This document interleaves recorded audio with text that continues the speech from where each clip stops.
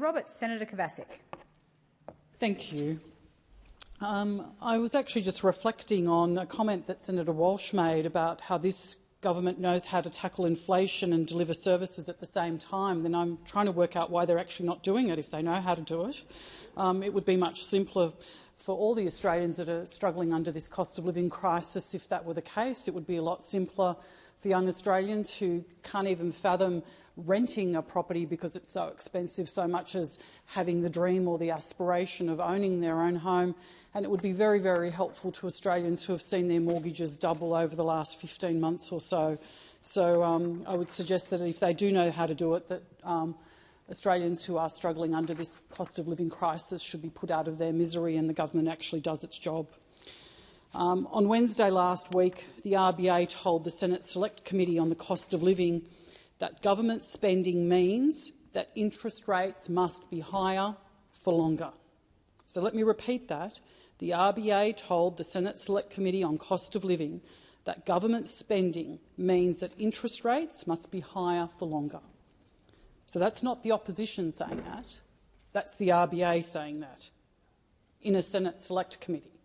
But instead of heeding this warning and reducing spending to allow the RBA to cut rates to ease cost of living pressures for everyday Australians, this government has instead spent an additional $315 billion since coming into office, and then have told Australians that they should be grateful that the government is being so helpful to them in offering all of this cost of living relief. The RBA conceded last week that government spending is not helping the inflation problem. The Australian also reported AMP Chief Economist Shane Oliver telling that same committee that he thought that the RBA should be cutting interest rates now, but argued that increased government spending had cruelled that chance. So again, a specific link between interest rates and the doubling of those interest rates for Australians and the economic mismanagement of this government. He went on to say the Reserve Bank would probably be a lot closer to that if they didn't revise up their growth forecast, he said. Why did they revise up their growth forecast? Partly because they got stronger public spending numbers in there. The RBA's job would be a lot easier if they didn't have the surge in government spending that's been occurring over the last few years.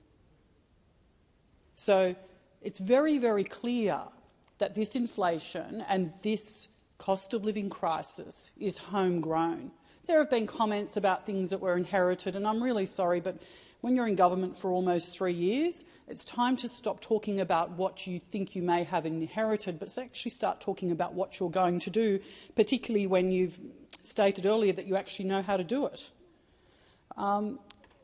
But Shane Oliver wasn't the only economist making those kinds of comments. It wasn't a one-off. Professor Stephen Hamilton made a number of different statements to the inquiry, and one of the ones that really struck me, and it was one that the Australian also reported, as did other media agencies, he said, the RBA has got its foot on the brake, but this government has its foot on the accelerator. So how on earth are the RBA meant to deliver the outcomes that they're trying to achieve when the government is hampering them at every step? And the only lever that the RBA has is to lift interest rates. And who does that hurt? That hurts Australian mortgage holders and it hurts Australian renters. That's about 66% of the economy. The other third of the economy is not impacted in the same way. So what we're effectively doing is we're bashing that same group of people who can't cut their spending. You can't cut back your mortgage repayment. It doesn't work like that. You can't cut back the rent you pay. It doesn't work like that, unless, of course, you attempt to move or to downsize or uproot your family and find something cheaper, which a lot of families, unfortunately, are now having to face the reality of because this government hasn't been able to do their job.